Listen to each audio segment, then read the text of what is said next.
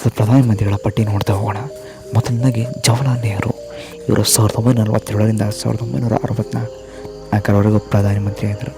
ಮತ್ತು ಗವರ್ನರ್ ಇವರು 1964ರಿಂದ 1964 ಅಂಗಮೈಯಾಗಿದ್ದರು. ಮತ್ತು ಲಾಲ್ ಬಹದ್ದೂರ್ ಶಾಸ್ತ್ರಿ ಇವರು 1964ರಿಂದ 1966ರವರೆಗೂ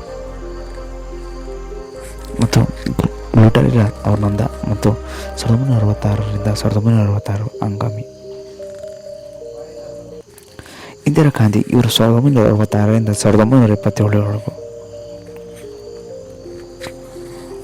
ಆರನೇದಾಗಿ ಮೊರಾರ್ಜಿ ದೇಸಾಯಿ ಇವರು 1977ರಿಂದ 1979ರವರೆಗೂ ಪ್ರಧಾನಮಂತ್ರಿಗಳಾಗಿ ಆಳ್ವಿಕೆ ನಡೆಸಿದರು. ಮತ್ತು ಚರಣ್ ಸಿಂಗ್ 1979ರಿಂದ 1982ರವರೆಗೂ ಪ್ರಧಾನಮಂತ್ರಿಯಾಗಿ ಸೇವೆ ಸಲ್ಲಿಸಿದರು.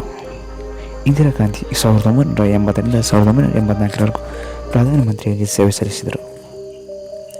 ಮತ್ತು ರಾಜೀವ್ ಗಾಂಧಿ ಇವರು 1984ರಿಂದ 1989ರವರೆಗೂ ಪ್ರಧಾನಮಂತ್ರಿಯಾಗಿ ಸೇವೆ ಸಲ್ಲಿಸಿದರು. ವಿ.ಪಿ. ಸಿಂಗ್ 1989ರಿಂದ 1990ರವರೆಗೂ ಸೇವೆ ಸಲ್ಲಿಸಿದರು.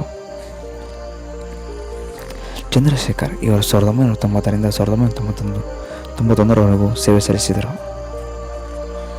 ವಿ.ಪಿ. ನರಸಿಂಹರಾವ್ ಇವರು 1991ರಿಂದ 1996ರವರೆಗೂ ಸೇವೆ ಸಲ್ಲಿಸಿದರು. ಅಟಲ್ ಬಿಹಾರಿ ವಾಜಪೇಯಿ ಇವರು 1996ರವರೆಗೂ ನಡೆಸಿದರು. ಎಚ್.ಡಿ. ದೇವೇಗೌಡ 1996ರಿಂದ 1997ರವರೆಗೂ ಸೇವೆ ಸಲ್ಲಿಸಿದರು.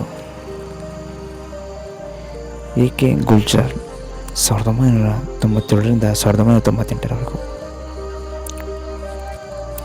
ಅಟಲ್ ಬಿಹಾರಿ ವಾಜಪೇಯಿ ಇವರು 1998ರಿಂದ 2004ರವರೆಗೂ. ಮನಮೋಹನ್ ಸಿಂಗ್ 2004ರಿಂದ 2014ರವರೆಗೂ. ನರೇಂದ್ರ ಮೋದಿ 2014ರಿಂದ ಪ್ರಸ್ತುತ ಈಗಿರುವ ಪ್ರಧಾನಮಂತ್ರಿಯಾಗಿದ್ದಾರೆ. ಈ ವಿಡಿಯೋ ನಿಮಗೆ ಇಷ್ಟವಾದರೆ ಲೈಕ್ ಮಾಡಿ, ಸಬ್ಸ್ಕ್ರೈಬ್ ಮತ್ತು ಶೇರ್ ಮಾಡಿ.